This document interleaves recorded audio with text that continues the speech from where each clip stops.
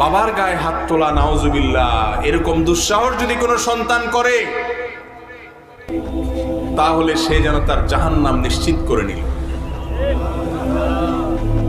আগুন, বাবা মা হলো আমাদের জন্য আগুন। ভাইরা আমার, অ্যাসিড টেস্ট, অগ্নি পরীক্ষা। উল্টাপাল্টা করবেন, ভুল কথা বলবেন, অন্যায় কথা বলবেন বাবা মা। আমি বুঝতেছি আমার বাপ ভুল করছেন, আমার মা ভুল করছেন, অন্যায় করছেন, কিন্তু তাই বলে আমি তাদের বিচারের দায়িত্ব নিতে,